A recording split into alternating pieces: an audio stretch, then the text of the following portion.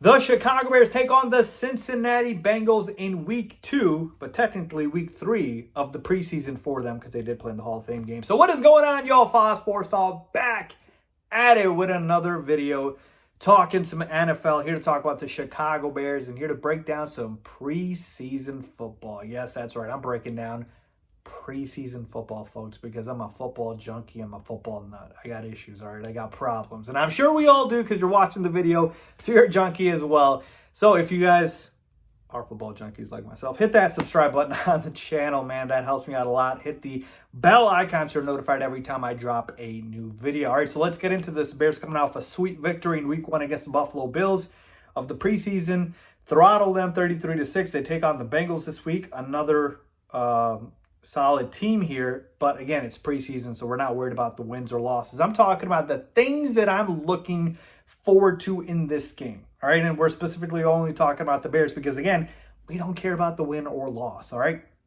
And fun fact, the Bears also take on the Bengals in this week's joint practice, all right? They have a joint practice with them, I believe, on Thursday, so they will see them then, and then they will see them on the weekend as they take on the Bengals. So to me, here are the things I'm looking forward to, starting with the offensive line as my first main thing that I'm watching for, all right? Will our offensive line be healthy?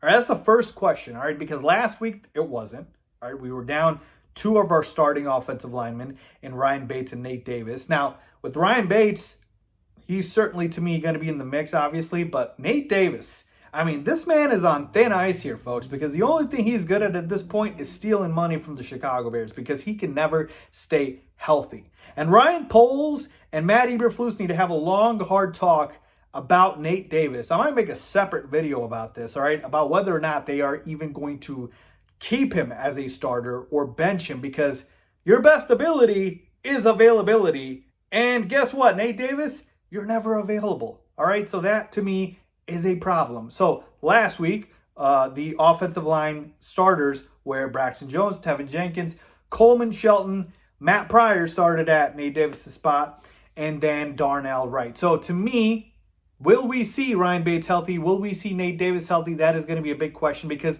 look, man, as we're getting closer and closer towards week 1, you need your starting offensive line all healthy so they can build chemistry with each other. They all know their spots. They know, kind of where they all fit. So, that's huge, essential for an offensive line. So I need that to be the case. But if Nate Davis is not healthy, and that's a very good assumption at this point, Matt Pryor played very well in his absence. So I have no problem with him being out there. And then Ryan Bates, too. Coleman Shelton, who started at the center spot. He played very well, folks. No sacks given up. Played great pass protection. Did some awesome blocking in the run game on the DeAndre Swift 42-yard screen pass catch and run. He had a major block that let Swift get open and break loose. So Coleman Shelton played great. I think he has the inside track for that starting center job, but we'll see here. So I presume that if Ryan Bates is at least back next week, or at least this week, they're going to plug him in at right guard instead of Matt Pryor. But if he's out, they'll run the same offensive line back out there again. So we'll see. But my first question is the offensive line going to be healthy for this game? Now, again, they're not going to play the entire game. We're only talking about when the starters are out there with Caleb and that first-team offense, but you get my point here. All right, the second thing I'm looking at, the D-line. Let's flip on over to the other side. Can they keep this up? They went berserk last week against the Bills, racking up sack after sack after sack, led by Austin Booker and Daniel Hardy. I need Austin Booker to get all the reps he can. The kid is a third stringer right now, listed on the depth chart. He needs to move to second string, and very quickly, he's coming for DeMarcus Walker's job. He is coming for his job because I'm telling you, Austin Booker, every time I watch him, he makes a play. So to me, I need to see how good the D-line looks. That gave me so much hope for the Bears D-line, seeing how they looked out there against the Bills' first-team offense, by the way, against Josh Allen and company. I'm not even talking about the scrubs. I'm talking about the first-team Bills offense. So gave me so much hope. Let's see if the D-line keeps it up. Again, Austin Booker needs to get all the playing time because I'm telling you, this kid will end up starting like as soon as like week 4. I can see it happening. He's coming for that starting job. Like, he is special. And again, a lot of other guys made plays as well. So I'm looking forward to the defensive line and how it looks, and can they keep it up? All right, question number 3. Let's talk about the offense a little bit more in terms of the scheme and Shane Waldron. Like, Shane Waldron, loved how he kind of, played that first game in terms of how he schemed Caleb. So what he did that I loved was, hey, we're going to run the football a lot to protect the quarterback, but we're going to roll Caleb out and have him on the move a lot. We're not going to have him kind of just statutory in the pocket. And the best part about that is, right, when you run the football well, you have to be able to run it well. The play action just comes so beautifully off that. And we saw, obviously, the best throw of the day to Cole Kmet come off that play action. So is Shane Waldron just going to continue that, which I have no issues with, or is he going to add more layers here? Are we going to see a little bit more, or is it going to be, kind of what we saw last week? And, hey, is he going to keep it vanilla because it's preseason?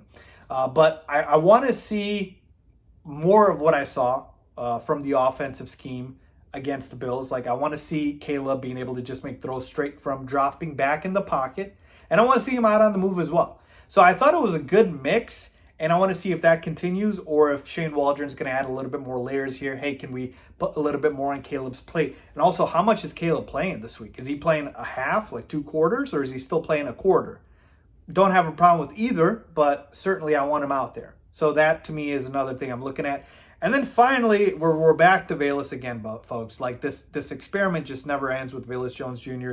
Is he going to play at running back again? How's he going to look at the kick return game? Like, the reason I keep harping back on Velus Jones Jr. is I feel like he is a guy who is on the roster bubble to a certain extent, and we're trying to just make him fit, and maybe it's just time to just let it go.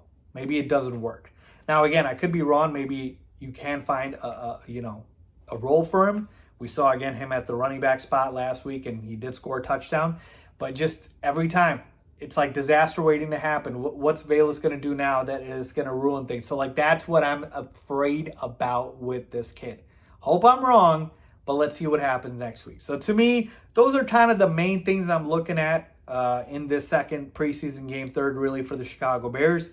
Just tuning up, man. Just fine-tuning, getting ready for week 1. I can't wait. Like, to me, let's just get everybody healthy. So the 2 things I always say about preseason is get your reps and get out without getting hurt.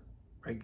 Leave the game healthy. Get your reps, leave the game healthy. Everything else doesn't matter as much as those 2 things. So that's what I'm looking forward to in preseason against the Bengals. Let me know what you guys think. Leave a comment down below with your thoughts as always. Thanks for watching.